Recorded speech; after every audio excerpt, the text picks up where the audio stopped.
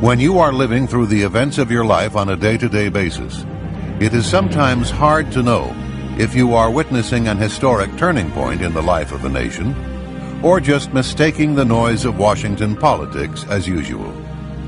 But there can be no doubt that the undercurrents in the era of William Jefferson Clinton are unprecedented. While the U.S. press barked and howled with pitiful irrelevance about Clinton's $200 haircut, he quietly became the first president in the nation's history to fire every U.S. attorney in the country.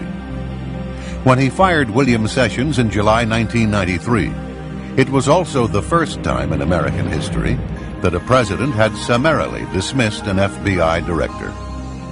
As Americans, we must then ask what the reasons were for these unprecedented moves by a new president. Was it by design? If so, why? There are dozens of other questions that beg an answer as well. Bill Clinton himself may have given us a clue to the answer when he stated, "I believe the measure of a person's values can best be measured by examining the life the person lives." That's what this documentary will attempt to do.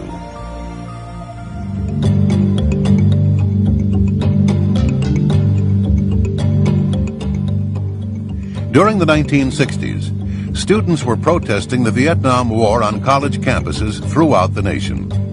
It was no different at the University of Arkansas. Here on the university campus, Clinton would climb into a tree where he would place a mattress and spend days on end to declare his own protest against the war. People in Fayetteville still recall walking a block out of their way just to avoid the strong stench that came from the ground below Clinton. In 1969, Clinton was called to London for a physical examination and was classified 1A, which meant Vietnam. Upon his return to Arkansas, Clinton drove to Fayetteville to the home of Colonel Eugene Holmes, commander of the Army ROTC unit at the University of Arkansas, where he begged to join the program. Clinton signed a letter of intent and gave a pledge to enter the University Law School. In the fall, he returned to Oxford, where he would help organize demonstrations against the United States outside the American Embassy. On December 2, 1969, in violation of his promise to enroll in the ROTC program, he applied to Yale Law School. On December 3rd, he wrote a letter to Colonel Holmes stating, quote, "Because of my opposition to the draft and the war, I have great sympathy with those who are not willing to fight, kill, and maybe die for their country," unquote. Mr. Clinton was described as a moocher and with no apparent income. Yet he left England for a 40-day trip to Scandinavia, the Soviet Union, and Czechoslovakia. Clinton stayed at one of Moscow's most exclusive hotels, the National. Clinton went on to Prague, where he stayed with Oxford friend Jan Kopold's parents, who were leaders in the Communist Party. The grandfather was a founder of the Czech Communist Party and a member of the party's Central Committee. In fact, Communist Czechoslovakia had been a training area for international terrorists. Shortly after Clinton's return to America, his friend Jan Kopold died mysteriously when he fell from the upper floors of a derelict building in circumstances that were unclear. Another close Clinton friend and a fellow draft dodger at Oxford was Frank Aller. When he returned to Spokane, Washington, he was found shot to death in September 1971. His death was ruled a suicide.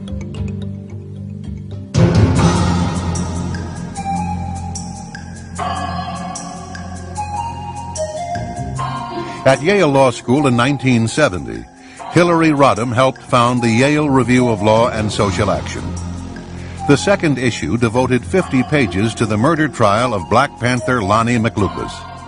Some of the illustrations depict policemen as pigs. One drawing shows a decapitated and dismembered pig squealing in agony, and another one described them as, quote, "a low-natured beast that has no regard for law, justice, or the rights of people, a creature that bites the hand that feeds it, a foul, depraved traducer, usually found masquerading as the victim of an unprovoked attack, unquote. Other articles encouraged experimentation with drugs, sex, and individual lifestyles.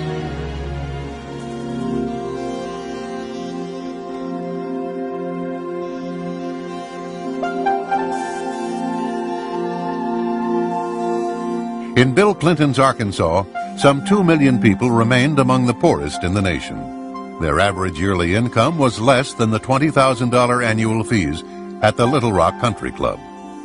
Arkansas families earning less than $9,000 a year paid nearly 4 times more state tax proportionately than families making in excess of $600,000. Arkansas remained almost last in the United States in per capita expenditure for education, in the percentage of its students completing high school, and the proportion of its citizens with college degrees.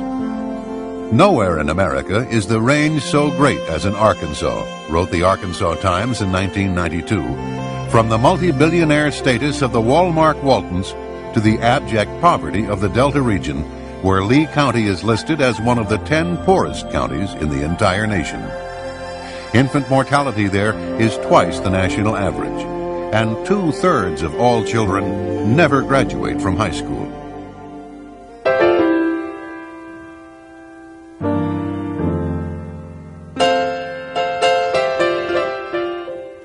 In the aftermath of his 1980 election defeat, Bill Clinton began appearing every Sunday at Emmanuel Baptist Church, which he had never attended so regularly before. He was now seen prominently in the choir, as carefully arranged television cameras carried the service to thousands of viewers throughout the state. A convicted drug dealer and informant named Charlene Wilson testified to a 1990 federal grand jury in Arkansas that she had attended parties in which she watched as Roger Clinton passed cocaine to his brother Bill. On one occasion, Clinton got so high on cocaine that he fell into a garbage can. She also testified that the people would share sex partners, and some of the women included teenage girls.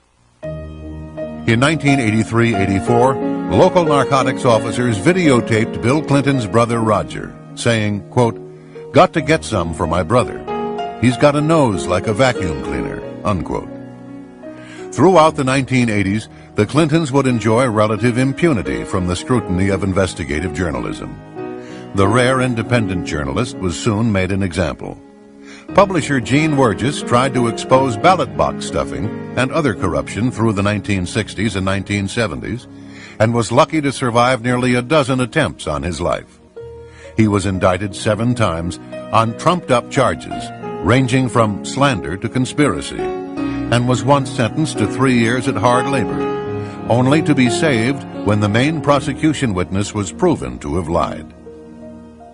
In 1978, in Clinton's first run for governor, a retired Air Force lieutenant colonel named Bill Guerin accused Clinton of being a draft dodger by reneging on his 1969 ROTC commitment.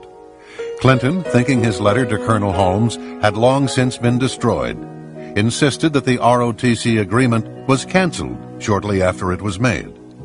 He said he told Colonel Holmes that he would enter the ROTC program if the commander wanted him to, but he preferred to take his chances with the draft. However, the colonel would tell a different story. In September 1992, Colonel Eugene Holmes, himself a lifelong Democrat, made a final statement on the episode and presented Clinton's letter to the press.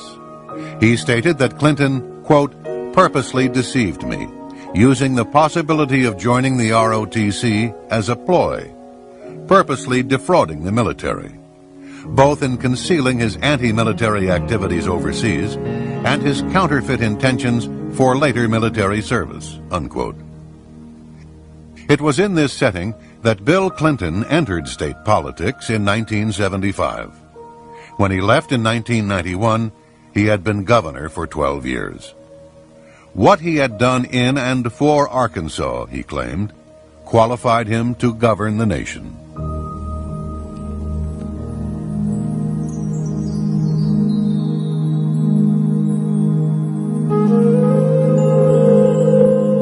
From Clinton's first years as Attorney General, Little Rock had been awash in gossip about his blatant womanizing. After he was elected president, Arkansas trooper bodyguards and others would testify to his extramarital relations with literally hundreds of women.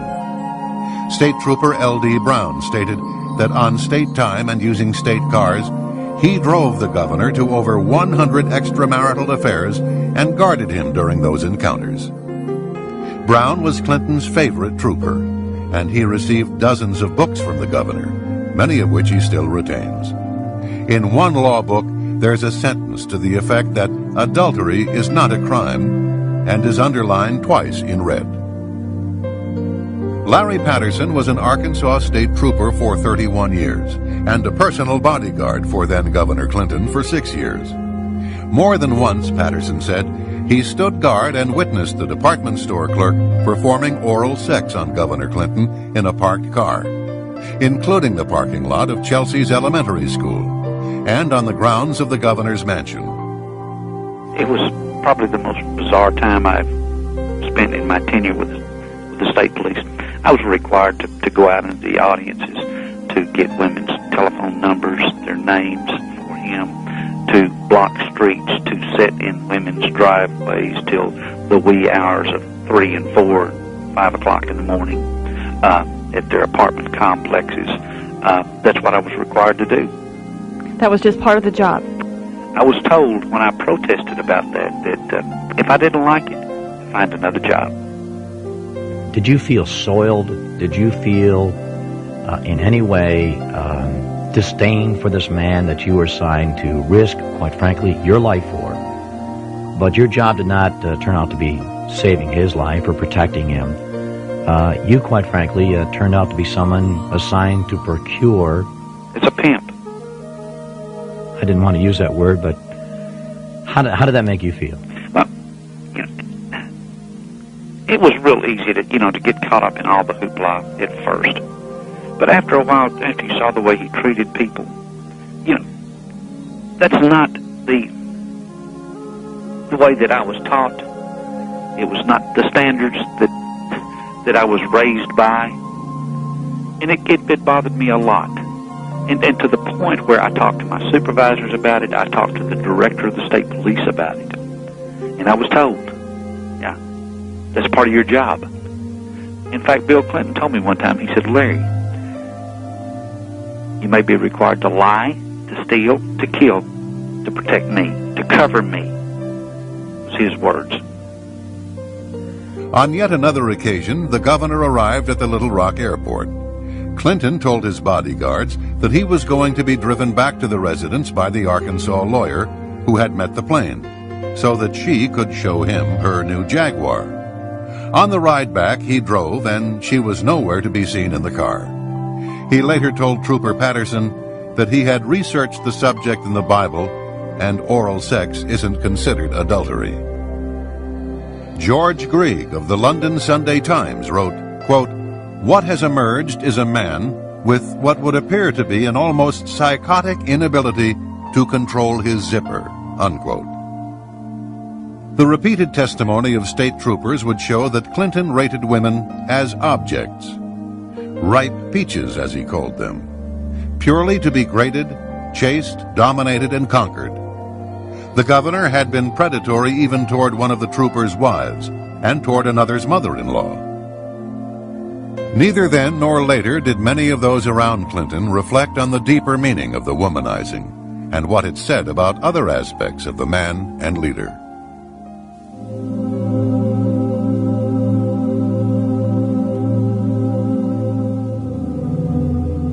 No fewer than 4 Arkansas state troopers, including 2 past presidents of the Arkansas State Troopers Association, have now provided detailed accounts of attempts to silence them because of their knowledge about Clinton's affairs with unmerited career promotions and job offers. Federal jobs was offered by Bill Clinton when Roger Perry and Danny Ferguson and Ronnie Anderson and I first came forward. If we would keep quiet, not say anything, that we could have U.S. Marshals jobs, that we could have FEMA directors jobs, if we would just keep our mouths shut. As Bill Clinton's presidential campaign got underway, some of the troopers were considering coming forward. the commander of Clinton's security detail then threatened Roger Perry and other troopers on behalf of the President of the United States. He said the troopers' reputations would be destroyed and that they themselves would be destroyed. Larry Patterson even received a handwritten note expressing concern about his health. Larry, did you fear Bill Clinton? Personally, no, I did not. After I got to know the man, if it came to a confrontation between a policeman and Bill Clinton would always back down. No, I was not physically afraid of Bill Clinton. I was afraid of his power. Larry, were you afraid of Bill Clinton's friends? You betcha. You betcha. He had some people that was quite scary, yes.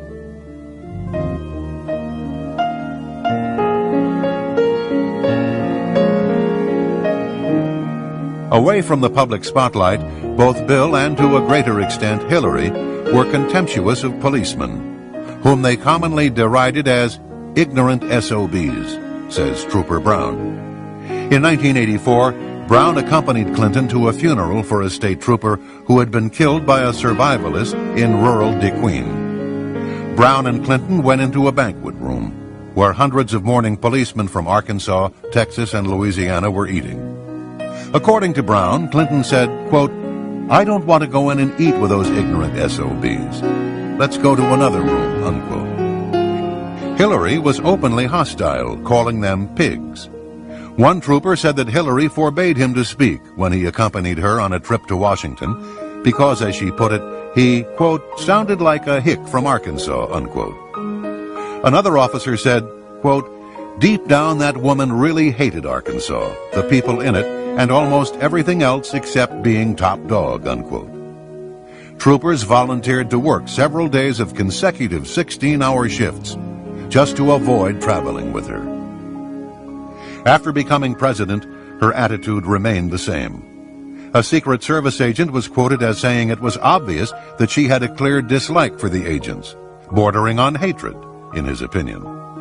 On another occasion, Secret Service agents heard Hillary's daughter Chelsea refer to them as personal trained pigs to some of her friends. One of the agents explained to her that he was willing to put his life on the line to save hers, and he believed that her father, the president, would be shocked if he heard what she just said to her friends.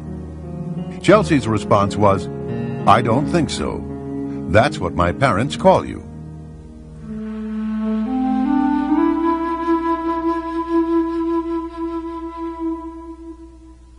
As soon as Clinton was elected governor, he and Hillary formed a partnership with Jim and Susan McDougal in the Whitewater land deal. The McDougals would manage the business and bear most of the risk and liability, while Bill and Hillary would still enjoy a full 50% ownership. In 1979, the Clintons donated a small parcel of land near a river that flowed through Whitewater Estates to the Arkansas Game and Fish Commission. The donation was contingent upon construction of a boat ramp.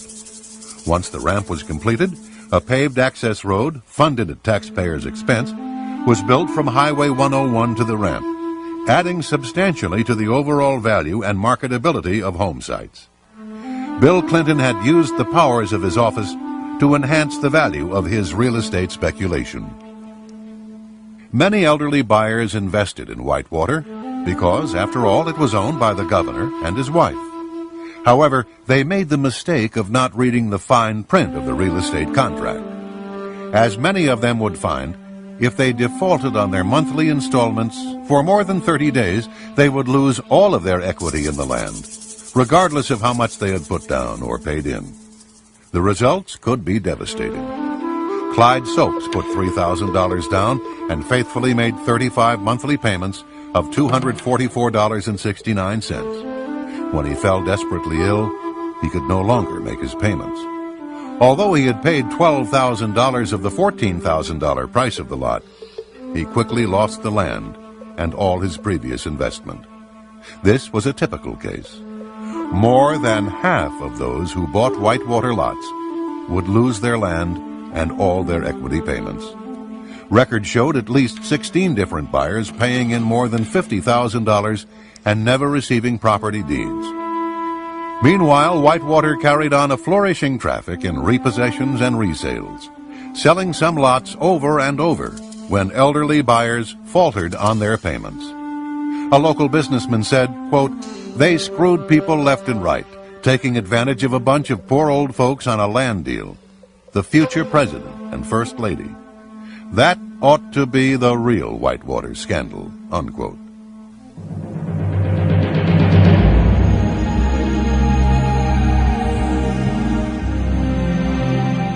Real estate development was not the Clintons' only good fortune. Less than 2 months after launching Whitewater, Hillary Rodham began trading in the cattle futures market. She was allowed to open her account with a $1,000 deposit, rather than the $12,000 that mercantile exchange rules required. On October 11, 1978, her first transaction netted, within days, a $5,300 gain. Within a week, Hillary had won another $7,800 and $7,200 more only days after that. When she got out of the market in July 1979, her $1,000 investment had mushroomed into $100,000. Her 10,000% return on her investment was more than 5 times the rate of profit made by investors that had bought when she did and sold at the peak of the market during the same period. One commodities analyst said that the odds against such prescience and mastery trading would have been about the same as those of finding the Dead Sea Scrolls on the steps of the State House in Little Rock. In 1995, economists at Auburn and North Florida universities ran a computer statistical model of the First Lady's trades for publication in the Journal of Economics and Statistics. They concluded that the probability of Hillary Rodham's having made her trades legitimately was less than 1 in 250 million. Her broker, Robert Bone, was eventually given a 3-year suspension, one of the most severe sanctions short of criminal prosecution. A 1981 audit showed that Chelsea's nanny, Dessie Sanders, was employed at the governor's mansion from the time of Chelsea's birth to the time Clinton left office. The state of Arkansas does not pay for nannies, so Governor Clinton had Dessie Sanders listed on the payroll as a security guard. During the decade of the 1980s, the Clintons' income would put them in the top 3% of American families. Despite this, the Clintons would take nearly $200,000 off their taxes in charitable contributions. Yearly totals range from about $1,000 to well over $2,300. $30 for 3 shower curtains, $40 for an old pair of Bill's running shoes, and various amounts for discarded undershorts and shirts. The 1980s would prove to be very profitable for the Clintons. Ironically, during her husband's run for the presidency, Hillary would accuse the 1980s as being the decade of greed.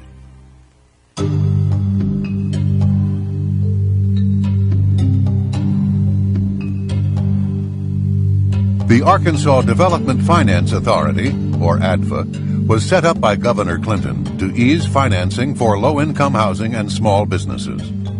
The agency's expensive legal work went to favored law firms, its lucrative underwriting to select Wall Street houses and local bond brokers, almost all of them backing Bill Clinton. There was virtually no legislative oversight or public accountability. Governor Clinton himself appointed the ADFA board and personally approved every bond issue and major transaction from 1985 through 1992. In 1985 alone, ADFA issued bonds for more than $700 million. His 1990 campaign received over $400,000 in contributions from those benefiting directly from the publicly guaranteed bonds. In the late 1980s, a nursing home chain called Beverly Enterprises was in financial trouble. A Texas banker and Hillary's employer, the Rose Law Firm, formed a nonprofit corporation to buy the nursing homes. They would make millions in profits while being financed by tax-exempt state bonds. In September 1989, they were about to carry off a deal in Arkansas for the purchase of 32 nursing homes with $83 million in state bonds. At the last moment, the deal collapsed when Attorney General Steve Clark claimed he had been offered $100,000 in campaign money as a bribe to drop his opposition to the Beverly bonds. The partner who devised the nursing home scheme, William Kennedy III, would later be named a counsel to the president, one of the most powerful positions in the Clinton White House.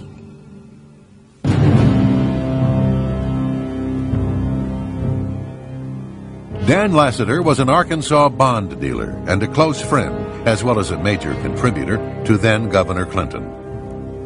Clinton awarded Lasater a $30 million bond to install a new police radio system for the Arkansas State Police. During this very period, Lasater was under investigation by the Arkansas police for cocaine trafficking. Intelligence reports show that the Drug Enforcement Agency had opened a file on Lasater in 1983. The Attorney General's office in Santa Fe, New Mexico, investigated Lasater for narcotics trafficking, with possible ties to organized crime. A federal grand jury indicted Dan Lasater and accused him of conspiring with Bill Clinton's brother Roger Clinton and others to knowingly and willfully possess with the intent to distribute cocaine. In the end, Lasater was offered a plea agreement and was charged with conspiracy to distribute cocaine. He was paroled after 1 year, most of it spent in a halfway house. He was granted a full pardon by then Governor Clinton. Patty Ann Smith was 16 years old when she fell under the influence of Dan Lasater. She was still a child, but not for long. In the offices of the U.S. Attorney in Little Rock, she stated, quote, "I was a virgin until 2 months after I met Dan Lasater. I finally gave in and slept with him. I was introduced to cocaine use by Dan Lasater when I was 16 years old and a student at North Little Rock High School.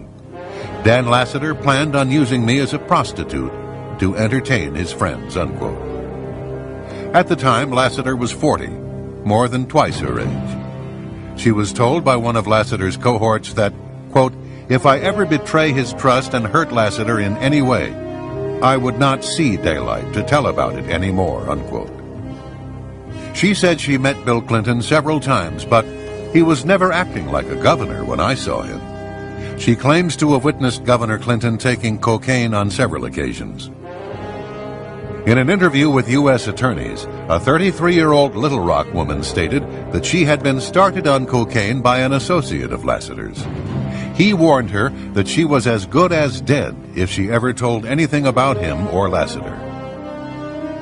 As a circuit court clerk, Dennis Patrick's income was less than $25,000. Dan Lasater's brokerage company would secretly run over $100 million through Dennis's account. When the FBI found out, they informed Dennis that he would be an important witness in their investigation of Whitewater. The ATF soon learned that Dennis's life was in danger and informed him that a contract was out on his life. It was then that he began wearing a bulletproof vest. After 2 attempts on his life, the police arrested a man who admitted that he had been contracted for $20,000 to kill Dennis Patrick and his wife. Patsy Thomason was given power of attorney to manage Lasater's business empire while he was in prison. An employee at Lasater's firm told Dennis that Thomason was in charge and that she could put an end to his nightmare. But the nightmare continued, and Dennis was stripped of his life, his name, his integrity, everything he had. He eventually fled the state for his safety as well as that of his family. Patsy Thomason was clearly a favorite of Bill Clinton. He appointed her executive secretary of the Arkansas Democratic Party, which helped build the foundations for his presidential bid. After the 1992 elections, she was given one of the most powerful positions in Washington, Director of the White House Office of Administration. In this position, Thomason failed to provide proper security clearances for over 100 White House staff members, many of whom were alleged drug users. Under her direction, random drug testing for the White House staff was eliminated.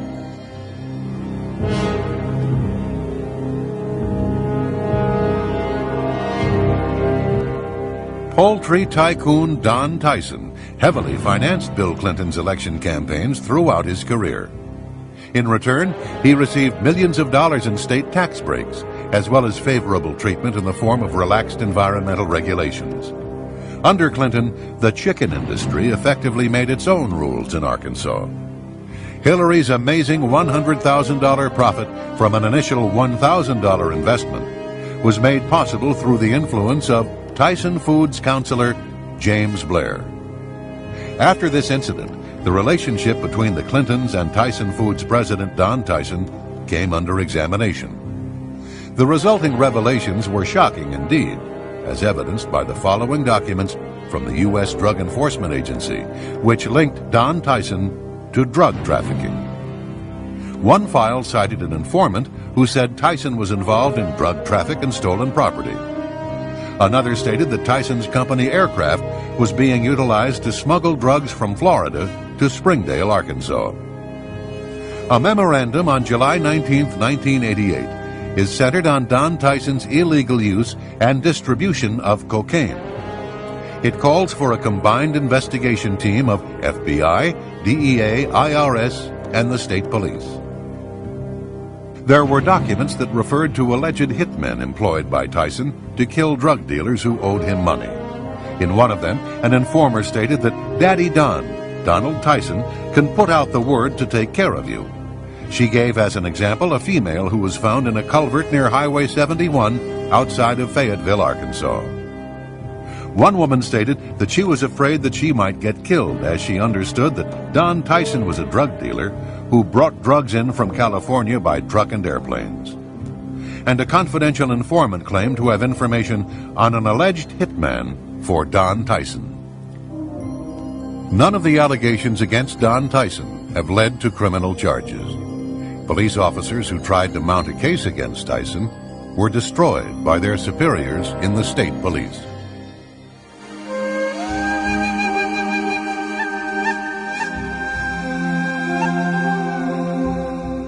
Mena, Arkansas is tucked away in the remote Ouachita Mountains of western Arkansas. It became the site of one of the most enduring conspiracy theories of the late 20th century.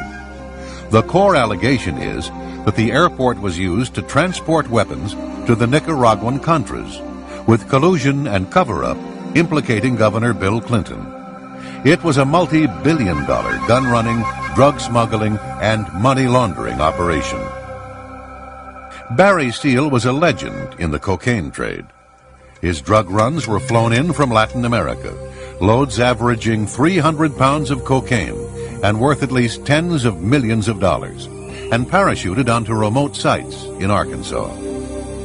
By the sheer magnitude of the drugs and money its flights generated, tiny Mena, Arkansas became, in the 1980s, one of the world centers of the narcotics trade, and the base of what many believed was the single largest cocaine smuggling operation in U.S. history. Larry Douglas Brown was Bill Clinton's favorite among the troopers assigned as his personal bodyguards. Brown gave hundreds of pages of testimony under oath and supporting documentation that the governor had clearly been aware of the arms and drug running out of Mena as early as 1984. The state trooper watched in despair while the governor did nothing about it. In October of 1984, Barry Seal and Brown had lunch at Cajun's Wharf in Little Rock, a popular restaurant in the Arkansas River bottoms. In conversations over the next few weeks, Seal casually referred to Clinton as the Gov, and acted like he knew the governor, Brown recalled. By the summer of 1985, Seal became a scapegoat and was sentenced to a halfway house in Baton Rouge. It was there that assassins found him and gunned him down in his white Cadillac on a rainy February night in 1986.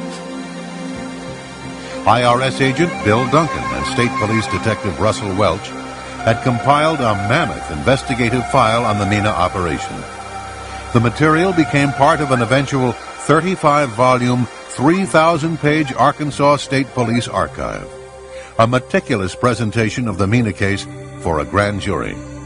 However, the cases were effectively suppressed. Duncan and Welch were not even called to testify before grand juries, state or federal.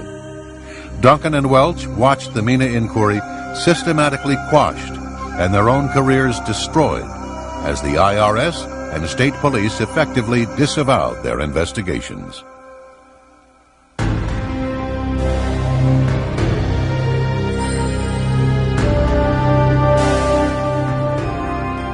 On the night of August 23, 1987, just outside the little town of Alexander, Arkansas, Kevin Ives, 17, and Don Henry, 16, witnessed a cocaine drop, which was part of the drug smuggling operation in Mena, Arkansas. The boys were captured and their hands were tied behind their backs. They were kicked and beaten and finally executed. One of the boys was stabbed to death. The bodies were wrapped in a tarpaulin and placed across the railway tracks to be mangled by the next train. The Arkansas medical examiner, Fahmy Malek, ruled the deaths an accident. He said the boys had smoked marijuana joints and had fallen into a trance on the railway tracks side by side. As the facts would later show, the crime lab never tested the concentration of marijuana in their blood. They were told to back Malek's ruling. Bill Clinton was the only person to whom the crime lab answered. Kevin Ives' mother, Linda, created such a stir that a grand jury was called to investigate the case. The bodies were exhumed, and a second autopsy was conducted by the Atlanta medical examiner, Dr. Joseph Burton. He showed an enhanced photograph of the wound to 6 other forensic investigators. They all concurred that it was a stab wound. He also found that Kevin Ives had been smashed in the head with a rifle butt. The report of the grand jury concluded that the deaths of Don Henry and Kevin Ives were definitely the result of foul play. It urged that law enforcement agencies, the prosecuting attorney's office, to continue the investigation into the deaths of Don Henry and Kevin Ives and into the drug problem in Saline County. Because of Linda Ives' investigation into the death of her son, she was placed on Bill Clinton's enemy list by White House counsel Mark Fabian. Already, people associated with the case were beginning to die in what amounted to a reign of terror among young people in Alexander, Arkansas. April 1988, Keith Coney told his mother he knew too much about the Ives-Henry murders and feared for his life. After being slashed in the neck, he was fleeing for his life on his motorcycle when he slammed into the back of a truck and was killed. Booney Bearden, a friend of the boys, disappeared. His body was never found. November 1988, Keith McCaskill claimed to have knowledge of the Ives-Henry murders, but was killed before he could testify. McCaskill, knowing that his life was in danger, had said goodbye to his friends and family. He died from 113 stab wounds. January 1989, Gregory Collins claimed to have knowledge of the Ives-Henry murders, but was killed before he could testify. Collins was found dead from a shotgun blast to the face. April 1989, Jeff Rhodes claimed to have knowledge of the Ives-Henry murders, but was killed before he could testify. His body was found in the city dump, dead of a gunshot wound to the head. July 1989, Richard Winters claimed to have knowledge of the Ives-Henry murders, but was killed before he could testify. Winters was silenced by a blast from a sawed-off shotgun. June 1990, Jordan Kettleson claimed to have information on the Ives-Henry murders, but was killed before he could testify. He died from a shotgun blast to the head. To date, no arrests have been made in regard to these murders. Arkansas's medical examiner ruled the death of 2 teenage boys an accident, while several forensic investigators and a grand jury concluded they were murdered. But this was not the first nor the last time that Fahmy Malek's rulings would cause controversy. In 1985, a North Arkansas man was fatally shot, and Fahmy Malek ruled it a suicide. There were 4 gunshot wounds to the chest. In a 1986 case, Malek's ruling was accidental drowning.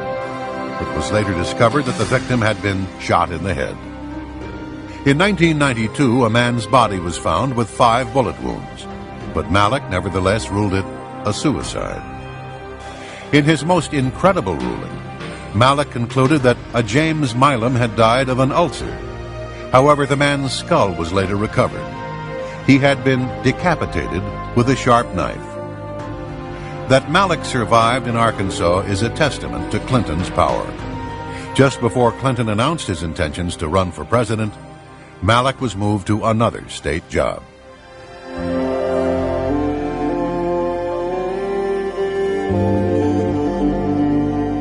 Union boss Arthur Coia has managed to build a political alliance with the Clinton administration.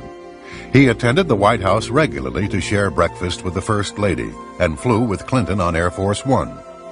Even as Coia and the president gave each other gifts, such as expensive golf clubs, the Justice Department was filing a civil suit against Coia. It charged that he and his co-conspirators employed actual and threatened force, violence, and fear of physical and economic injury to create a climate of intimidation and fear. Members were intimidated into silence by violence, economic coercion, and by the known ties of local and international union officials with organized crime. Within days after a draft of the suit was delivered to Coia, President Clinton sent him 2 personal letters. One thanked Coia for his support of Democratic candidates, and another promised to share Coia's views on labor with Labor Secretary Robert Reich.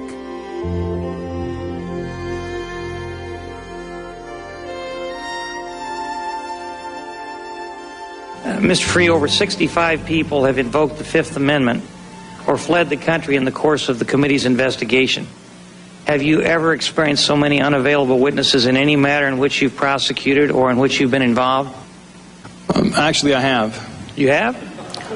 Give me a rundown on that real quickly. I spent about 16 years doing organized crime cases in New York City, and many people were frequently unavailable. So was that the only time you experienced something like that? Went on for quite a while.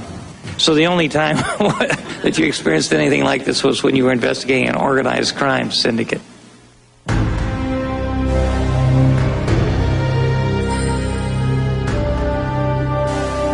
On Monday, July 19, 1993, President Clinton called FBI Director William Sessions to tell him that he was dismissed.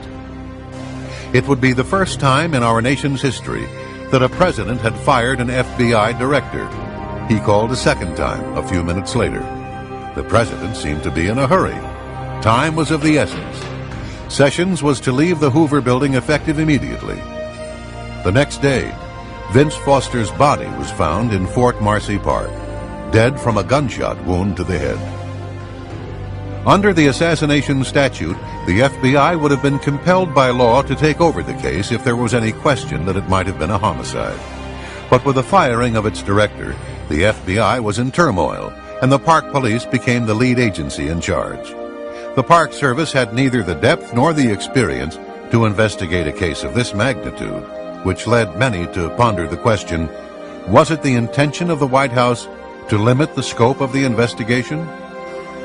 Vince Foster had been a close friend of Bill Clinton's in their boyhood town of Hope, Arkansas.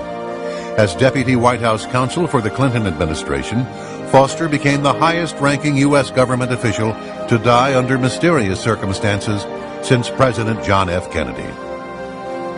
He, more than anyone else, knew the financial secrets of both the campaign of 1992 and the Clinton presidency, just as he knew the secrets of the Rose Law Firm and of Hillary Rodham Clinton's business and financial dealings over the previous decade, dealings that would become the subject of numerous investigations.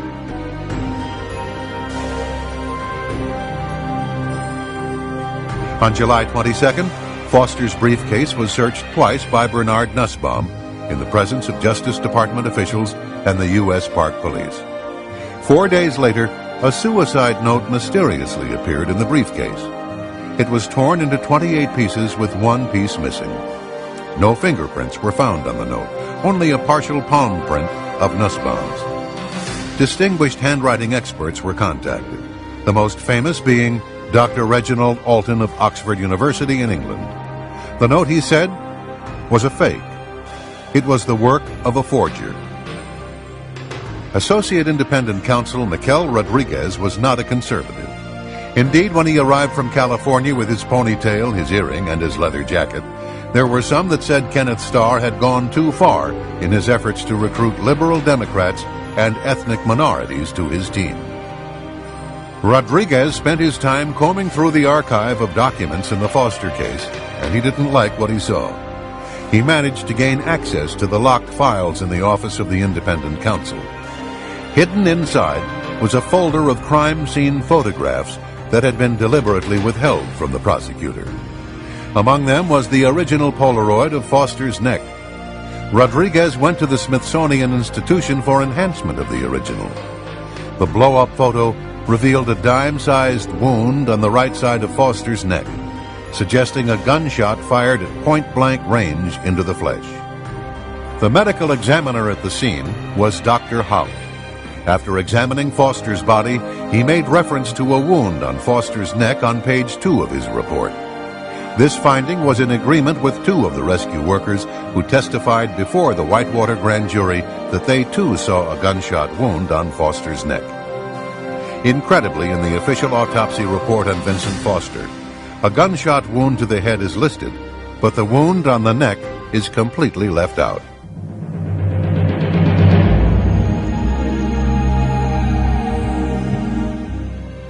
The official autopsy conducted by Dr. Beyer states that there was a large 1 by 1 1/4 inch exit wound found on Foster's head.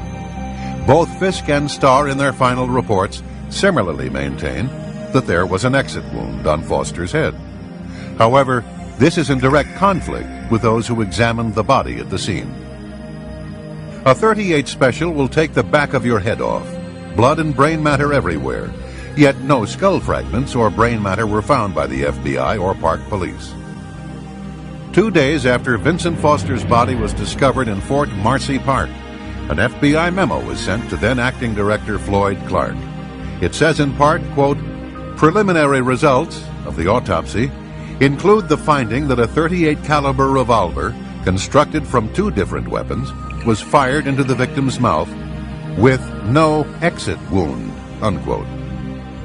This was in agreement with Detective John Rolla, who examined Foster's body at the scene. He agreed that there was no exit wound, and in fact stated that he thought the bullet might still be lodged in Foster's head. Paramedics Corey Ashford and Roger Harrison put the body in a bag for transport to the morgue, yet neither of them saw an exit wound or any blood, either on the body or on the ground beneath the body. This was in agreement with Dr. Hout, who examined the body at the scene and wrote in his report that the wound was mouth to neck. Paramedic Todd Hall was one of the first to arrive. He testified before the grand jury that he saw 2 men running away from the scene into the woods. Paramedic Richard Arthur, who had attended to 25 to 30 gunshot deaths in his 9 years as a rescue worker, believed it was a homicide.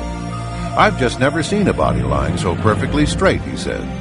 His colleague, Corey Ashford, also had coded the death as a homicide. For 4 months, Rodriguez probed the case. He called witnesses before a grand jury and soon discovered serious indications of a cover-up. By the early spring of 1995, he was starting to probe a hypothesis that the crime scene at Fort Marcy Park had been staged, that the gun had most likely been planted in Foster's hand, and that a crucial photograph of Foster's neck and head had been falsified. He turned to his boss, Kenneth Starr, for support. Nothing was done to resolve the matter. In March 1995, Rodriguez resigned. The only serious investigation ever conducted into the death of Vincent Foster came to an abrupt end.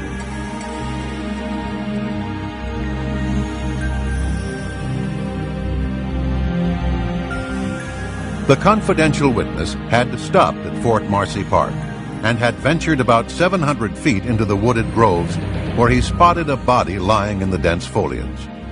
He looked as if he'd been dead for a long time. "I mean hours," he said. The bed of dried leaves below the body had been very heavily trampled, and his hands were neatly next to his body with the palms up. He said under oath to a congressional delegation that he saw no weapon, no gun. There was nothing in Foster's hands.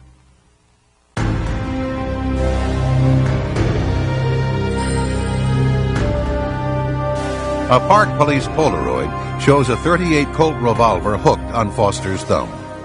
It was made from parts of at least 2 separate weapons, and it had 2 different serial numbers.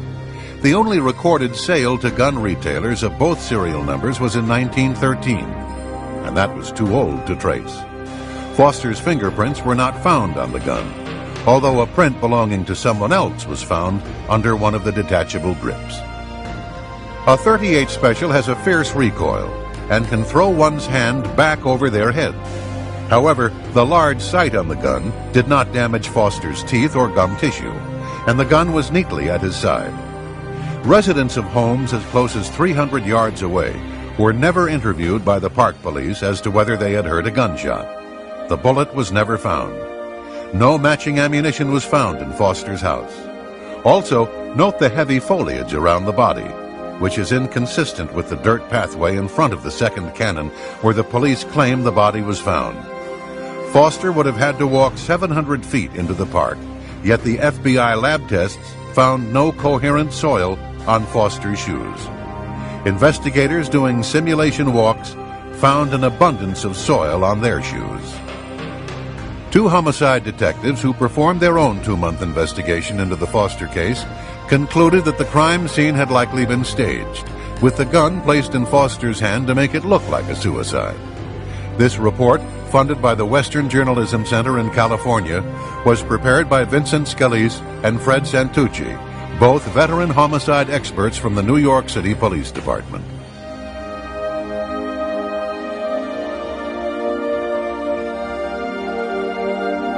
Two witnesses, Mark and Judy, were interviewed by the FBI in April 1994. They drove a white Nissan into the parking lot at Fort Marcy Park. Judy said she saw a man sitting in Vince Foster's Honda. Mark said that a man with long blonde hair had been standing by the open hood of Foster's car. Blonde hairs were later found on Foster's undershirt, his trousers, belt, socks, and shoes. But the FBI never tried to identify these hairs. Kenneth Starr concluded his report in July 1997 without calling these two witnesses before the grand jury. Another witness, Patrick Knowlton, stopped by Fort Marcy Park to relieve himself. He saw a car and Foster's suit jacket folded over the driver's seat. But it was not Foster's car. He also saw a threatening Hispanic man on watch in the parking lot of Fort Marcy Park. After telling the FBI what he saw, Mr. Knowlton was asked not to mention what he saw to the press. Mr. Knowlton agreed. 17 months later, he discovered through an investigative reporter his statements to the FBI had been changed. Knowlton's description of the unoccupied car in the lot was twisted, so it could have been Vince Foster's, even though his real statement rules out any possibility of the car being Foster's. The time he was at the park is expanded. It fails to say that Knowlton could pick the suspicious character out of a lineup. Through his attorney, Patrick Knowlton submitted a 20-page evidential insert to the 3-judge panel that appointed Kenneth Starr. As he put it, to make sure that the report was full and complete. Attached was Exhibit 1, which is a map of the cars in the Fort Marcy lot. Knowlton was parked next to an older model Honda that was not Vince Foster's car. According to the official record, the best estimates put the time of Mr. Foster's death at between 2 and 4 p.m.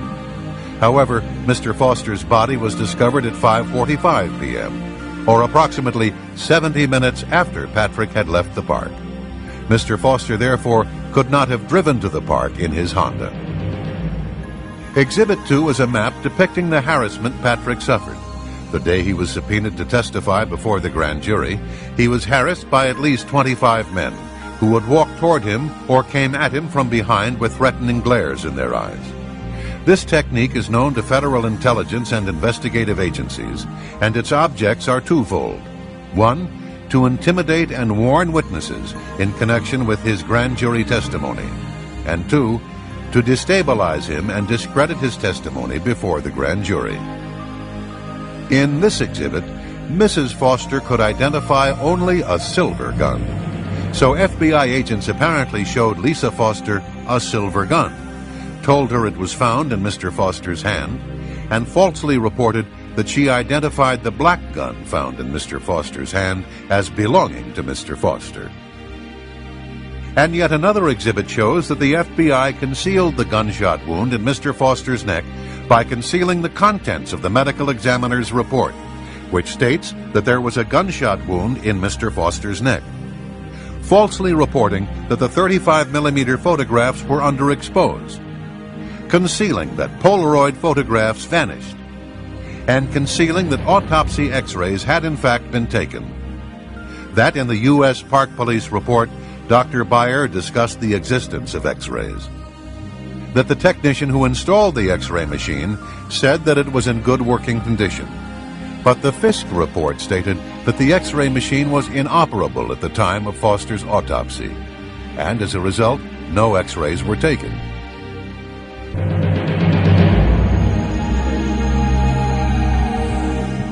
The sequence is crystal clear. In his notebook, Detective Rollo writes, "Dead body, Fort Marcy, warm sunny day." His handwritten notes also indicate that he called the Secret Service at the White House at 6:45 p.m. 20 minutes later at 7:05 p.m., Secret Service logs show that Patsy Thomason checked into the offices of administration where Vince Foster's office was. Foster had kept important documents on Whitewater and other matters in his safe, and a short time later, a group from the Technical Security Division was logged in with her. They were experts in locks and safes. Trooper Roger Perry was on duty at the guard shack of the Arkansas Governor's Mansion when a call came through from the White House. Trooper Larry Patterson tells the story. I had just gotten off work, had driven from State Police Headquarters to my apartment complex. Arrived home no later than 5 p.m. When I was just inside my apartment. I had not taken off my uniform. I had not gotten a Coke or a glass of water or something out of the refrigerator. I was in my apartment looking at my mail, getting ready to undress. The phone rang. I pick it up. It's Roger Perry. He said, "Larry, you will not believe what just happened." He said, "Helen Dickey just called from the White House and said that Vince Foster had just gotten off work, walked out in the parking lot, and shot himself in the head." So this was the latest, 5 o'clock, 6 o'clock, Washington, D.C. time. Perry relayed the message to Governor Jim Guy Tucker. He also called Lynn Davis, the former commander of the Arkansas State Police. 4 men in Little Rock knew about the death of Vincent Foster before 6 p.m. Washington time, at least 15 minutes before the Park Police discovered the body in Fort Marcy Park. President Clinton appeared on Larry King Live at 9 p.m. It was being broadcast in the library of the White House. About 20 minutes before he went on the air, a CNN makeup artist was preparing the president for his television appearance when a man walked in and announced that a note had been found in Vince Foster's office. So the White House Secret Service, Chelsea's nanny, and 3 troopers in Arkansas had known for several hours, but Bill Clinton went on Larry King as if he knew nothing of Foster's death. At the time of Vince Foster's death, Hillary Clinton was in Los Angeles. As the LA Times reported, she cut her trip short and flew to Little Rock the day of his death. No reason was given as to the sudden change of schedule. Former FBI Director William Sessions stated that the Foster case had been compromised from the beginning. It was compromised when the White House took control of the FBI by firing Sessions the day before Foster's death.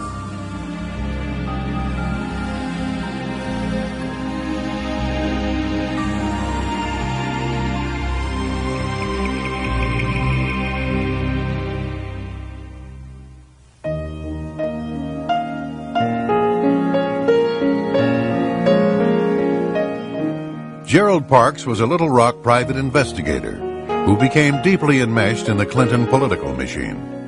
He later became head of security for the Clinton-Gore National Campaign headquarters in Little Rock.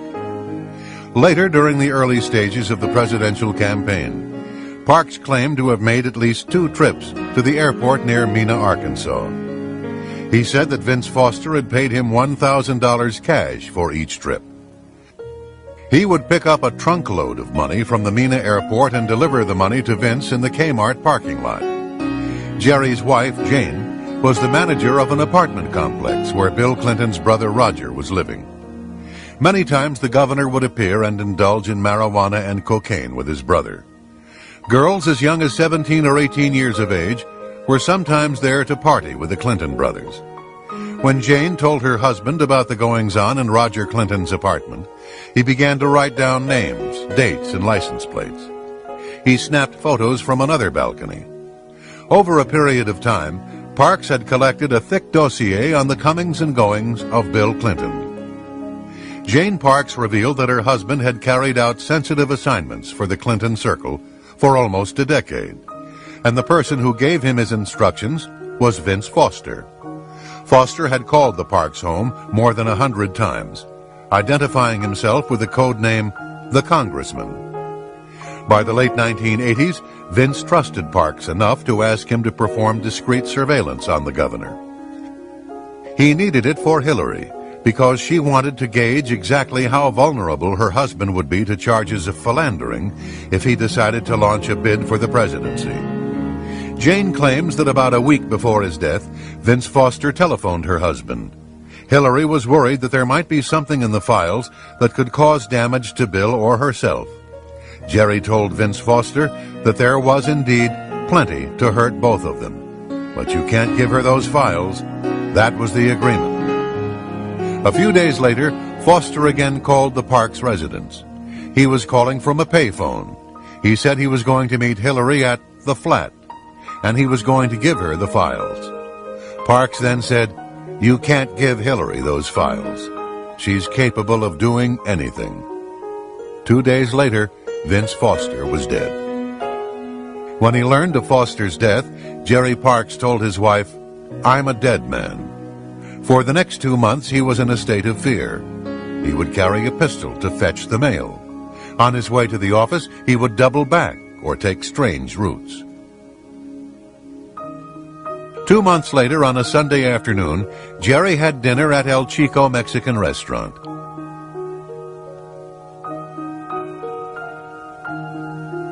On the way back, a car pulled up beside him and shot and killed him with a 9mm handgun at point-blank range.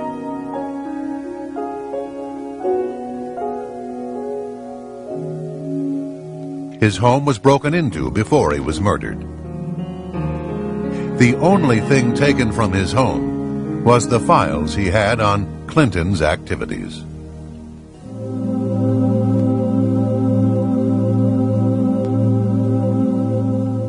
Trooper Ferguson's ex-wife, Kathy, was to be one of the key witnesses for the prosecution in the Paula Jones case, and had been openly vocal about her belief in Paula's testimony. 4 days after Paula Jones filed her lawsuit against Bill Clinton, Kathy Ferguson was found dead of a gunshot wound to the head. Her death was ruled a suicide. The following is an affidavit of Sherry Butler, who was one of Kathy's best friends. Quote, "Kathy Ferguson had been a friend of mine from 1991 to 1994, and on occasion had mentioned that while attending functions at the governor's mansion, then Governor Bill Clinton had cornered her in the kitchen of the mansion and pinned her to the counter. Shortly before her death, Kathy stated that what Paula Corbin Jones was saying about Clinton was the truth, and, quote, "I wouldn't put anything past Bill Clinton," unquote. Kathy Ferguson had been a nurse, and a number of medical personnel attended her open casket funeral. Her autopsy report had placed the fatal bullet's entrance wound at the right temple, with the exit wound at the left temple, making it a possible suicide. However, at the funeral home, 3 nurses, an RN, and 2 LPNs decided to make a careful examination of the wound. Yet none of them saw any wound at the left temple. What they did see looked to be a large, blown-out exit wound in the right temple. This puzzled them, because they knew Ferguson was right-handed. This prompted them to look for an entrance wound on the left side. One of the nurses rolled the corpse's head to the side. All 3 nurses were then able to see a cotton-stuffed wound behind the left ear. Several other hospital colleagues subsequently visited the funeral home and made the same observation. The following is an affidavit of Samuel Houston, M.D. "I have been contacted by 6 nurses, who each described the head wounds of Kathy Ferguson at the open casket funeral, and described a small, clean, quarter-size hole with cotton balls stuffed within it behind her left ear, and a large blown-out wound to the right temple, pulling the right eye over. None of the above nurses saw any wounds on the area of her left temple on careful examination of her head." So, according to the testimony of a doctor and 6 nurses, the bullet may have entered from behind the left ear and exited at the right temple, making Kathy Ferguson's death a possible homicide. Dr. Houston recalled his last conversation with Ferguson on the day before her death. She told him that she wished she did not know as much as she knew concerning the Arkansas State Troopers and their activities and those of Danny Ferguson. Bill Shelton was an Arkansas police officer and boyfriend of Kathy Ferguson. He had been publicly critical of the ruling that stated Kathy's death was a suicide. A month later, Shelton was also shot behind the ear, and his death was also ruled a suicide.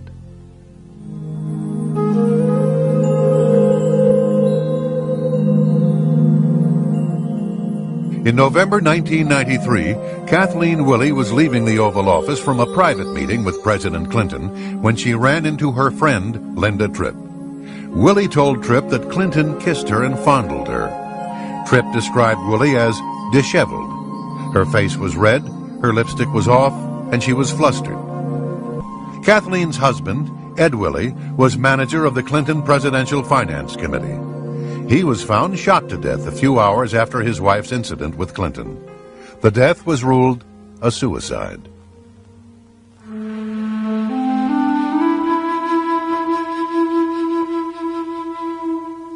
Newsweek magazine had dropped hints that a former White House staffer was about to go public with her story of sexual harassment at the White House. A few days later, on July 6, 1997, Mary Catron Mahoney and two other employees at Starbucks coffee shop died of gunshot wounds. The restaurant's doors were locked when the victims were found, and nothing appeared to have been stolen, although nearly $4,000 was in the store at the time. Mary Mahoney was shot as many as 5 times. The Washington Post characterized the crime as an execution-style murder. She had been heavily involved in presidential politics, working on Bill Clinton's campaign in 1992, and served as a White House intern during the first Clinton administration.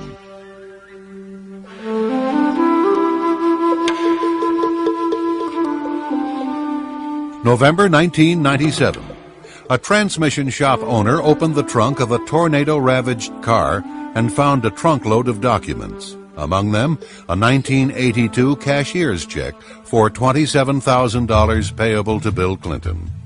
The source of the funds for the check was the McDougal Savings and Loan. The shop owner, Johnny Lawhon, was reluctant to talk about his discovery. He said, quote, "Clinton is the most powerful man in the world," unquote. Lawhon later died in an automobile accident. James McDougal had stated, quote, "Immediately concurrent with the check being found, I started getting a lot of heat. I am a prisoner of the executive branch," unquote. He was serving a 3-year sentence in the Federal Medical Center in Fort Worth, Texas, and was cooperating with the independent counsel into the investigation of the president. He was scheduled to testify before the grand jury. Against doctor's orders, McDougal was given an injection of Lasix, a diuretic. He was then put in solitary confinement, where he died of cardiac arrest.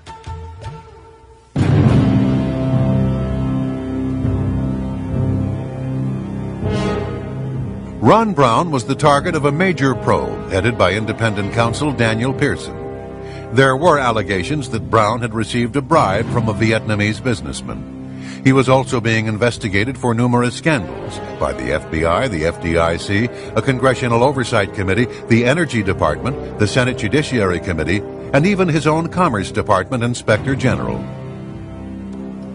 Brown's business partner, Nolanda Hill, would later testify in March 1998 that White House officials wanted him to cover up a scheme involving the sale of U.S. trade mission slots to executives in exchange for contributions for the upcoming Clinton-Gore presidential campaign and the Democratic Party. She said, "Ron expressed to me his displeasure that the purpose of the commerce trade missions had been and were being perverted at the direction of the White House." On April 3, 1996, an Air Force Boeing 737 carrying Commerce Secretary Ron Brown and 34 others on a trade mission to the Balkans crashed into a hillside near Croatia's Dubrovnik Airport. Air Force procedure called for a 2-step investigation. However, for the first time in memory, the Air Force canceled the first step, which called for a safety investigation of a crash on friendly soil. An autopsy on Brown's body would typically have been part of this investigation. They instead went directly to the second and final step, consisting mostly of legal proceedings that would mirror the sentiments of the Pentagon and White House officials, who implied the crash was nothing more than an accident. The Croatian wire service reported that the flight data recorder and cockpit voice recorder had been recovered. Later, the Pentagon disputed this, saying that no voice recorder was on board. But Hillary Clinton flew on the very same aircraft 2 weeks prior, making it unlikely that a voice recorder would not have been on board. The Air Force concluded that Brown's plane was 10 degrees or almost 2 miles off course. Maintenance Chief Nico Jersic was in charge of the ground beacons and was scheduled to be grilled by the U.S. Air Force Accident Investigation Team. However, he was found shot to death 3 days following the crash. His death was ruled a suicide. Over 3 hours after the crash, the first search party arrived on the scene and miraculously found a survivor. Air Force Tech Sergeant Shelley Kelly was found alive and would have helped officials with their investigation into the crash. But she died of a broken neck on the way to a nearby hospital. Lieutenant Steve Cogswell, a forensic pathologist who investigated the crash, contends there is evidence that Ron Brown might have been murdered. He said, quote, "Essentially, Brown had a 45/100 inch inwardly beveling circular hole in the top of his head, which is essentially the description of a .45 caliber gunshot wound. This man needs an autopsy. This whole thing stinks," unquote. Several personnel were present while Colonel Gormley was conducting his external examination. The photographer present was Chief Petty Officer Kathleen Janoski, a 22-year veteran. I opened up my big mouth in the morgue and said, "Wow, look at the hole in Ron Brown's head. It looks like a bullet hole." I said that, and my life has never been the same since. All of the X-ray films of Brown's head have disappeared. There were allegedly many photos taken of Brown that were stored in a safe, but these photos, along with the negatives, have also disappeared. All that remains of the head X-rays are photographic slide images taken by Janowski. Dr. Cyril Wecht has nearly 40 years of experience, has conducted some 13,000 autopsies, and is considered one of the nation's most prominent forensic pathologists. He is also prominent in Democratic Party politics. He says there was more than enough evidence to suggest a possible homicide in the death of Ron Brown, and an autopsy should have been conducted on his body. As he stated, quote, "It's not even arguable in the field of medical legal investigations whether an autopsy should have been conducted on Ron Brown," unquote. And Lieutenant Colonel Cogswell stated, quote, "You can't ignore who this person is. To stack up the coincidences, one of 35 people has got a hole in their head. The hole is dead center in the top of their head, and it just happens to be the most important person on the plane from a political point of view. That's a whole lot of reason to investigate it," unquote.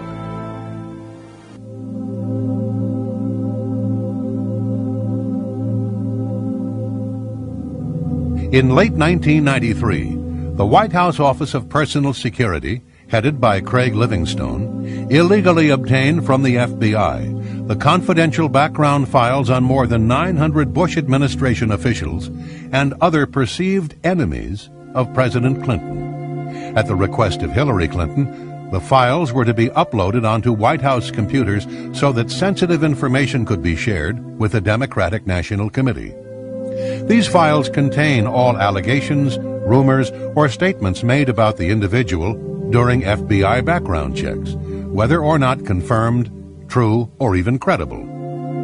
Livingstone had a history of prior drug use, which should have disqualified him from serving in the White House. However, senior White House counsel William Kennedy III said that Livingstone was hired on orders from the First Lady. Other evidence indicates that this illegal activity was likely approved by President Clinton. Congressman Bob Barr comments on this frightening scenario. Chuck Colson who is now a born-again Christian and a prominent speaker on prison reform and religion in America, went to federal prison, went to jail because he misused a single government law enforcement file. Yet we now know that the Clinton administration misused perhaps upwards of 1,000 or more FBI files, which include and contain very sensitive information on average American citizens. I think clearly what the Clinton administration is trying to do is an orchestrated, systematic effort to thwart justice, to thwart the rule of law, to thwart legitimate investigations by the Congress, whether it's impeachment proceedings or regular oversight. They're clearly designed, as they are, with going after Kenneth Starr, the independent counsel, and other independent counsels, trying to derail investigations. They're trying to derail prosecutions. It is very well orchestrated, and I'm sorry to say, in some degree, it is succeeding. But these are not isolated incidents that we're seeing with the compilation of enemies lists, enemies files, FBI files. It is systematic. It is abusive. I believe it is illegal. And it is very frightening because this is precisely the sort of stuff, except on a much larger scale, that forced President Nixon from office a generation ago.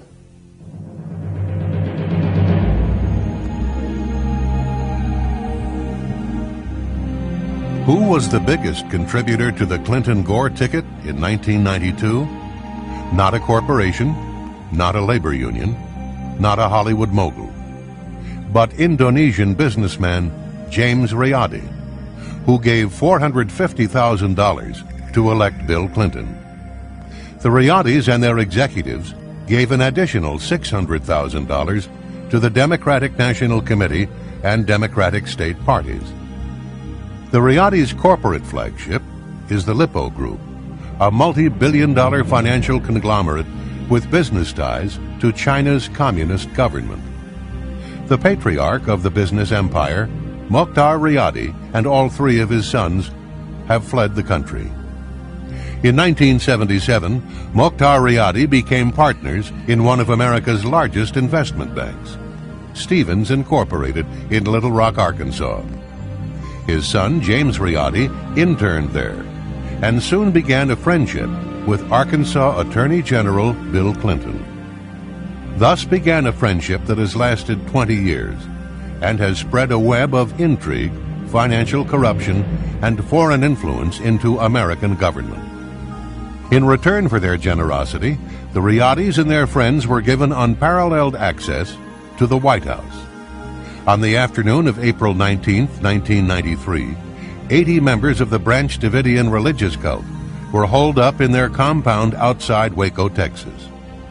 On that same day, James Riyadi, John Huang, and other Chinese officials were visiting President Clinton in the Oval Office.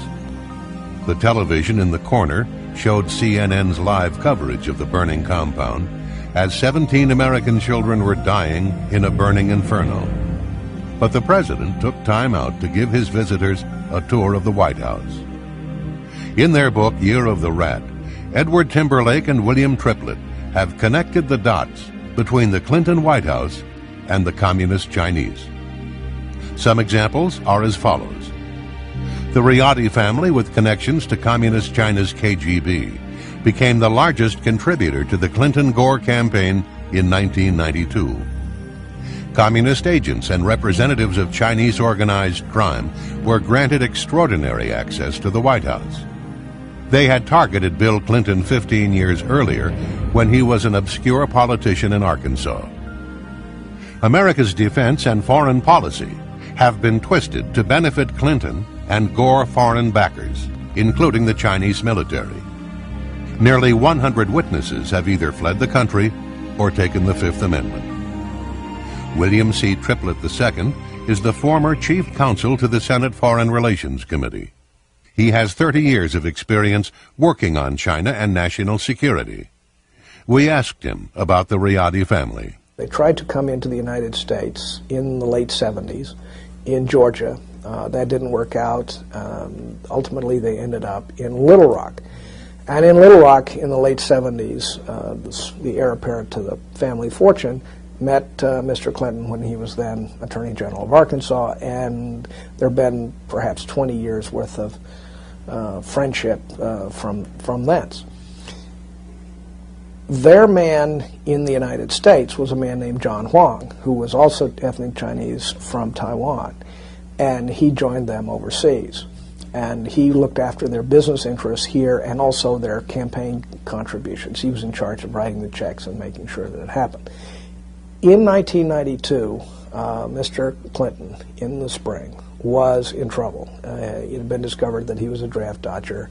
The Gennifer Flowers business had come out, and he was out of money for the New York primary. What happened then was that the Riady family has a bank in Arkansas that they could influence, and the bank gave loaned $3.5 million to the Clinton campaign, and that was enough to get him the nomination. So I think one could say that they were instrumental in getting him the nomination and the election in 1992. It's really quite outrageous for a dollar that an American citizen provides to a candidate or a party of their choice being neutralized by a dollar coming in 1 million times over from a foreign source, not just a foreign source, but a foreign adversarial source, namely Communist China. The Riady family is not a public charity. They wanted something for their money. So after Bill Clinton got elected, they sent a letter to Bruce Lindsay, who was in charge of personnel in the Clinton administration, saying that they had invested in Mr. Clinton. What they wanted was for their man, John Huang, to be moved into the American government, and they succeeded. In January 1994, Huang, who had been the area manager for Riady's bank in Little Rock, received a top-secret security clearance for his new job at the Commerce Department. According to phone records, Huang made over 400 calls to various parts of the Riady and Lippo Empire. 170 calls were to Hong Kong, Indonesia, and Red China. CIA agents have testified that they gave Huang 37 classified one-on-one briefings in his office at Commerce. They estimate that he could have seen as many as 550 pieces of American intelligence. Huang later went to work for the Democratic National Committee, where he would have normally lost his security clearance. But much pressure was put on Assistant Commerce Secretary Charles Meissner, and Huang was able to keep his security clearance. Charles Meissner later died in the same plane crash that killed Ron Brown. One official said, "A lot of secrets died with Chuck Meissner." We now know that during the 1996 campaign, John Huang was actively seeking campaign funds for Bill Clinton from Asian sources, who have ties to organized criminal syndicates, narcotics trafficking, gambling, prostitution, and Communist China's intelligence services. During this same period, he had access to highly classified information. Lieutenant Colonel Liu Chaoying is the daughter of General Liu Huiqing, China's premier PLA officer and an old revolutionary communist soldier. She also studied Marxism-Leninism at the Chinese People's University in Beijing, a major training center for the future Communist Party officials. Colonel Liu is a communist. She is a high-tech spy. She was an official of 2 red Chinese companies that deal in arms trafficking. She ran at least tens of thousands, maybe hundreds of thousands of dollars through Johnny Chung into the Democratic National Committee, and she met Clinton twice at fundraisers. According to FBI Director Louis Freeh, Chinese criminal gangs called triads have emerged as a significant and violent force in the United States, committing contract murders, extortion, drug trafficking, kidnapping, prostitution, weapons smuggling, and money laundering. The triads have been guests of the Clinton White House many times and have made illegal contributions to the Clinton-Gore re-election campaign. Neg Lap Seng is a Macau criminal syndicate figure who visited the White House on many occasions. He attended a number of fundraisers and even sat next to the president at some of them. Neg Lap Seng and others are partners in Angdu International of Thailand, a firm that procures Thai women, many of them underage, for prostitution. In May 1996, these men were honored guests at a Clinton fundraiser. Charlie Tree is another person from Taiwan. He grew up in a rough neighborhood that is the breeding ground for a criminal element called triads. He came to the United States to work in the kitchen of his sister's Chinese restaurant in Little Rock. Became friends with Mr. Clinton when he was an Arkansas official, and so forth and so on. And when he became the president, he used that to exploit his business interests. He became a friend of a man from Macau, and we think they both became connected through Chinese gangster connections. And the man from Macau became his, in essence, his sponsor and sugar daddy, if you will. The man from Macau is in the business of exploiting women for prostitution. He owns a hotel in Macau that is a brothel, and with two other men, he owns a separate company that procures Thai women for prostitution in Macau. Charlie Tree had been in Little Rock since the late 1970s and had known the Clintons for almost as long. Thus he was the perfect triad messenger and agent in place for the People's Republic of China, ready to be reactivated without suspicion. As the Canadian study of triad behavior points out, once a triad, always a triad.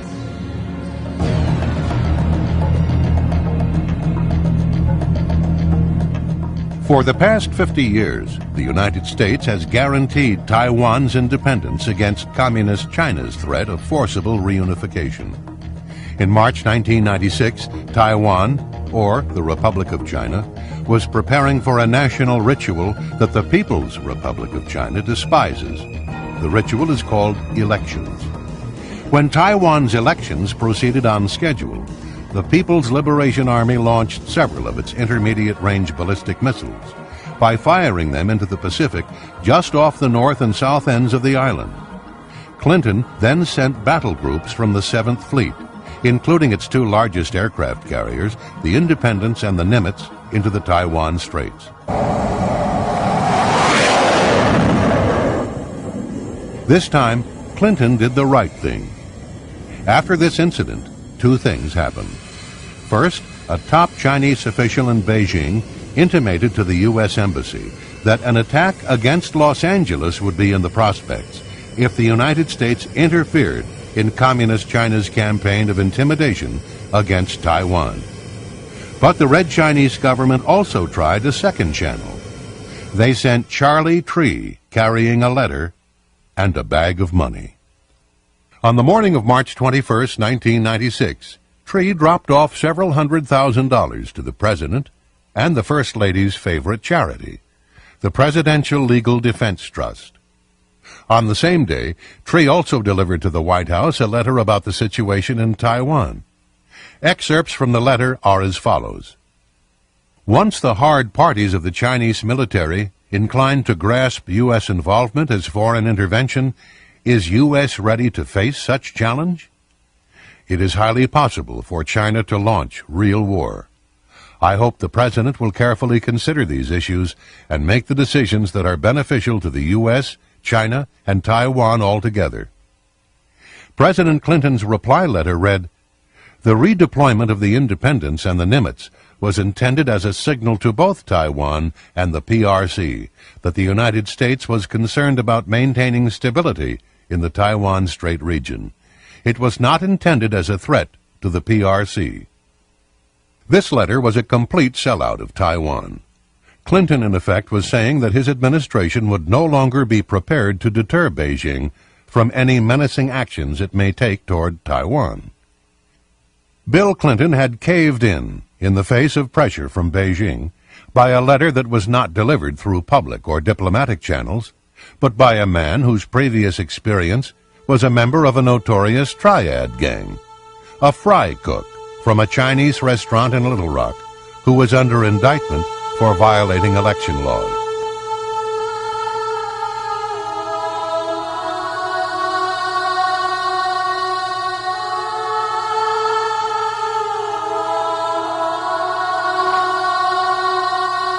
The President made a mistake to just overlook what the Chinese government did at Tiananmen Square and give them most favored nation status.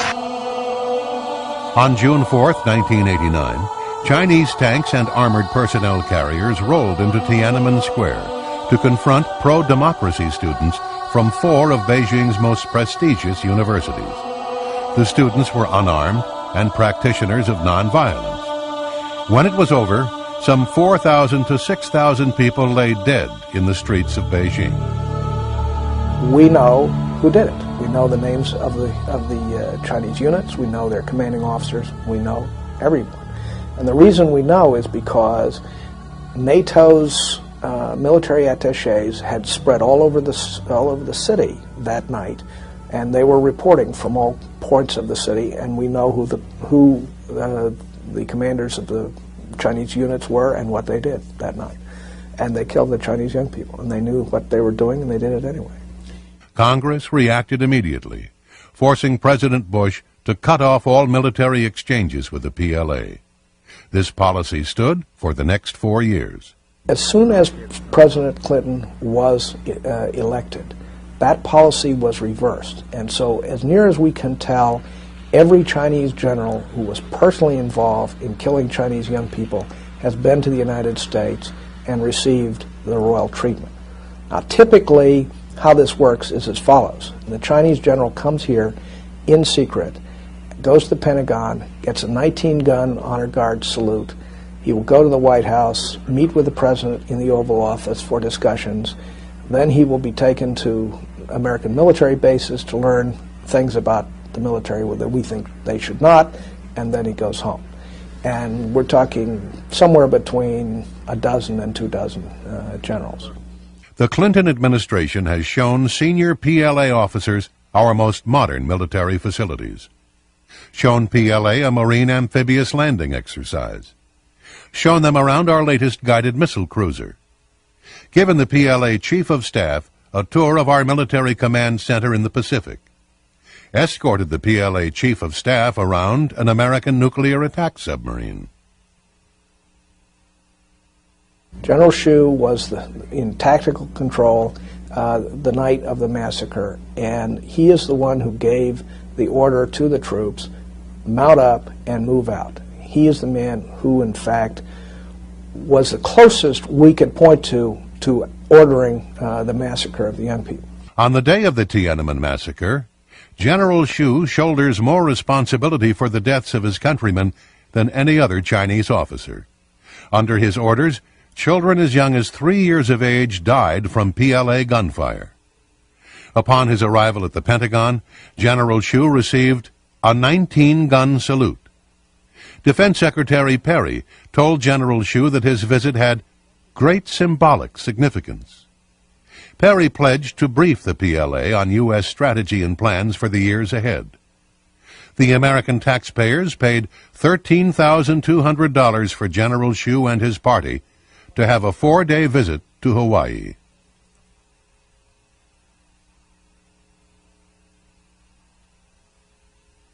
The China Ocean Shipping Company, otherwise known as COSCO, is a merchant marine that is essentially a naval arm of the People's Liberation Army.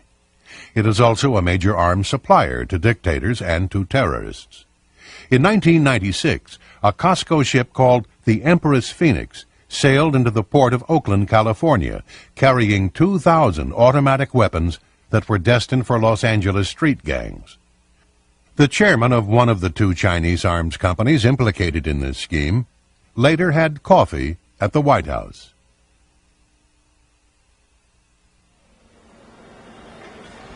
The naval station in Long Beach, California closed in 1991, but it did not remain unoccupied. A Marine Reserve training center that had been destroyed by an earthquake was allowed space there. But COSCO also wanted the naval station. So in November 1996, the White House placed a series of phone calls to Long Beach officials. The Clinton administration made it clear that leasing the port to COSCO was their preference. In the end, the United States Marines lost their space, and Communist China's COSCO, with the help of Bill Clinton, got what they had lobbied for. They got control of the naval station at Long Beach. Johnny Chung is a Taiwanese businessman, lives in Southern California.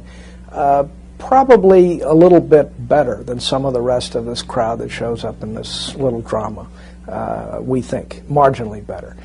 He was trying to promote his business interests, and he was pretty honest about how he saw things. For example, he's famous for saying that the White House is just like a turnstile in a subway. You have to put coins in to pass the gate. And he put a lot of coins in, something in the order of several hundred thousands of dollars. In fact, he dropped a $50,000 check on the First Lady's chief of staff one time when he was visiting. Depending on what records you used, he went in and out of the White House 50 to 60 times, something like that. And the question then is, where did the money come from that he was donating to the Democratic National Committee? And we believe that a lot of the money he was donating came from Chinese military intelligence sources. Johnny Chung went to Hillary Clinton with a number of requests for Chinese officials. A meeting with President Clinton, a tour of the White House, lunch at the White House, a photo opportunity with the First Lady, an invitation to attend the President's radio address. Every request was granted, and on March 11, 1995, Johnny Chung, with his communist Chinese friends, attended President Clinton's weekly radio address. It all fell into place after Chung handed a check for $50,000 made out to the DNC, the Democratic National Committee, to Hillary's chief of staff, Maggie Williams, following a March 9th photo opportunity with the First Lady.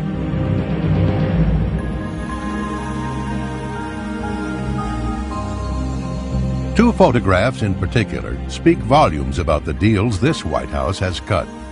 The first shows President Clinton and the First Lady with Macau criminal syndicate figure Neglep Seng. The second photo was taken at the Sai Lai Buddhist Temple and shows Vice President Gore with Ted Sioing. It's important to recall that both men are in the business of exploiting Asian women for prostitution. Many of these women are underage and are sold into slavery by their poverty-stricken families. Often they are encouraged to develop narcotic habits in order to keep them dependent. Who would have guessed that Bill Clinton and Al Gore would literally sit down to dinner with these men in exchange for millions of dollars in illegal donations, much of the money coming from their prostitution rings? The evidence clearly establishes that important technology, missile technology, computer technology, and probably in the near future, nuclear technology, has been and will be made available to the government of Communist China. This will have, I believe, and already has begun to have very serious, devastating consequences for us and perhaps some of our allies. For example, the Communist Chinese Long March rocket, which never marched very long because it kept blowing up. Their decoupling systems were inadequate. Their guidance systems were inadequate. So they did not pose as serious a threat as they otherwise would to the United States of America. Now, as a result of decisions by the Clinton administration to relax export controls and based on actions by certain U.S. companies who put the almighty dollar ahead of our national security and the national security of this country and our citizens, Communist China now has been able to remedy the problems with their long-range rockets, those that would be targeted at the United States or that are used to launch satellites into orbit. They now have been able to solve the decoupling problems and the guidance problems, so they pose, one, a direct danger to this country because we have enhanced the capability of the Communist Chinese government to launch successfully missiles at the United States and to place into orbit spy satellites. Moreover, that technology is now, we already know, finding its way to third countries that are adversarial to us as well, such as Iran. Thirdly, from a commercial standpoint, by virtue of our enhancing the ability of the Communist Chinese to develop more successful and reliable launch vehicles, we're undercutting our own aerospace industry. So we're hurting ourselves not only from a national security standpoint, but from a commercial standpoint as well. This poses a direct threat to the national security of the United States of America and our allies.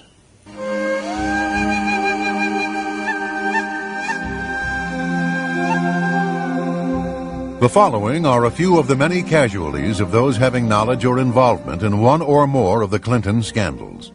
In order to save time, only a partial list is shown. July 1978, Susan Coleman allegedly became pregnant after having an affair with Clinton, a problem which threatened to disrupt Clinton's election bid. She committed suicide by shooting herself in the back of the head. August 1991. Danny Casoloro was a reporter who investigated various scandals in Arkansas, including Clinton's Arkansas Development and Finance Authority and MENA. He had warned his family that his life was in danger, and if he were found dead of an apparent accident or suicide, not to believe it. Casoloro was found dead in a bathtub in a West Virginia hotel room with his wrist slit. His death was ruled a suicide. July 1992. C. Victor Racer II was a national finance co-chairman of Clinton's presidential campaign, who died in a plane crash near Anchorage, Alaska. With his inside knowledge of the Clinton administration, he allegedly had become disillusioned by what he had seen and thus became a potential liability. His son Montgomery also died in the same crash. Herschel Friday was a member of Victor Racer's campaign finance committee. Although he was a top-notch pilot, he died a year and a half later when his plane crashed and exploded as it approached the runway. His death was ruled an accident. September 1992, Paul Tully, Democratic National Committee political director, was a friend and trusted advisor of Clinton's. He was found dead due to unknown causes in his hotel room. December 1992, Paula Gober was a speech interpreter and had traveled with Clinton extensively from 1978 until her death. She died in a car accident. December 1992, Jim Wilhite was an associate of Mac McLarty's former firm. He had called McLarty just hours before dying in a skiing accident. January 1993, Ed Cawley, a former Clinton campaign finance chairman in Arkansas, was found dead in a hotel room. May 1993, John Wilson, a Washington, D.C. city councilman, had decided to come forward with inside knowledge he possessed regarding Whitewater.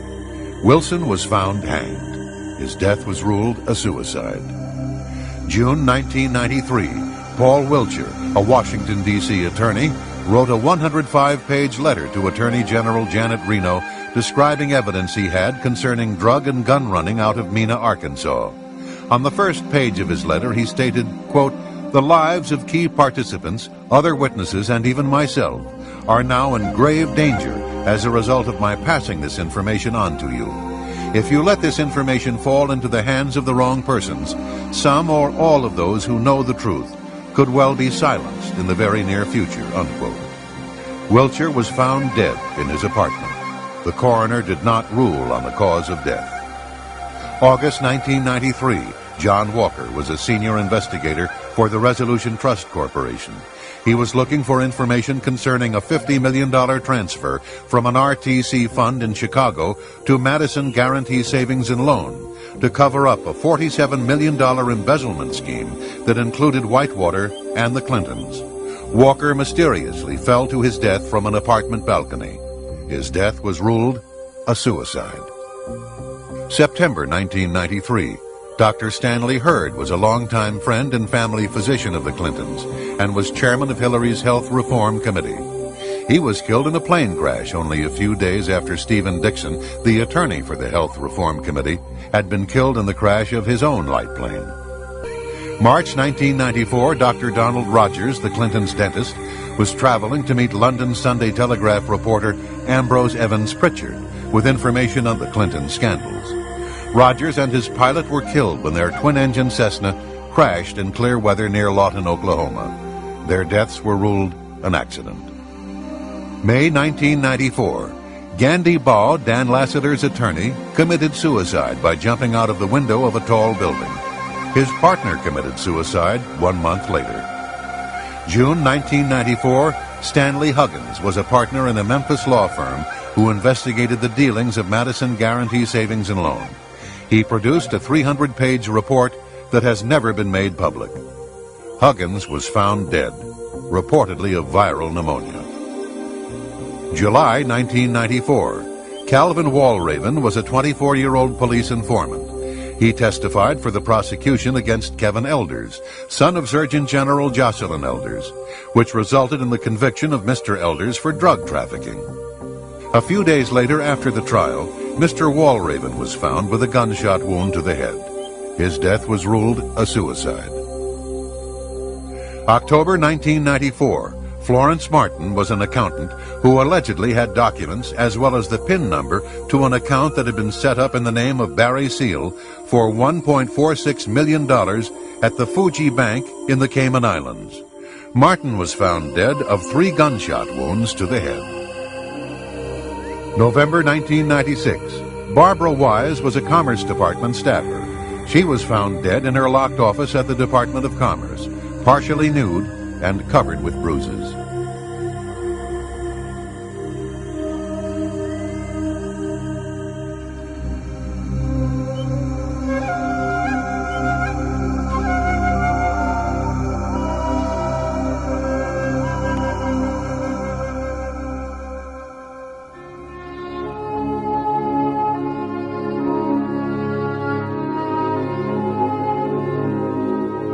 In their scramble to secure and maintain power, Bill Clinton and Al Gore have left a legacy of corruption, making unscrupulous bargains for campaign cash, selling out our national security, losing our nation's technical edge, catering to red Chinese agents, arms smugglers, and gangsters, and enabling the People's Republic of China intelligence to penetrate our political and defense establishments.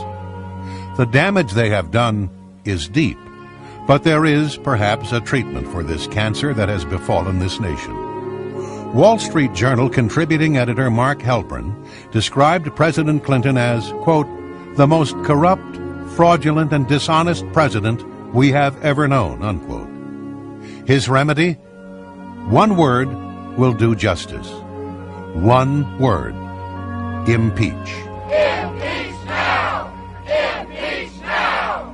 Impeach now! I did not have sexual relations with that woman. Impeach now! Impeach now! The United States Constitution, Article 2, Section 4, lists the following as impeachable offenses: treason, bribery, and other high crimes and misdemeanors. Therefore, on December 19, 1998, the United States House of Representatives voted on articles of impeachment against William Jefferson Clinton. He was found guilty of providing perjurious, false, and misleading testimony to the grand jury, and he prevented, obstructed, and impeded the administration of justice. Secretary, by direction of the House of Representatives and pursuant to House Resolution 614, I hereby deliver these articles of impeachment. Would you hold this? Hear ye, hear ye, hear ye.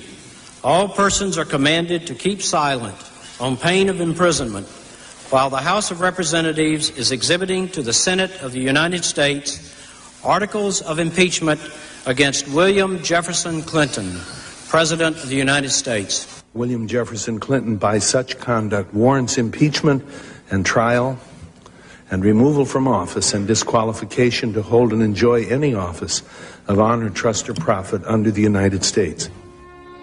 Bill Clinton has become just the second president in U.S. history to be impeached. The evidence is overwhelming that Mr. Clinton has committed serious crimes against the people and government of the United States. Crimes such as accepting bribes from such shady figures as the Red Chinese military, organized crime kingpins, and internationally wanted thieves in exchange for U.S. governmental support for their schemes. Obstructing justice by withholding key evidence, encouraging others to lie under oath, and arranging for others to receive payoffs in exchange for their silence. Aiding foreign powers considered to be enemies of the United States by giving them access to top-secret information, restricted military armaments, and a safe haven on U.S. soil, all in exchange for large campaign contributions.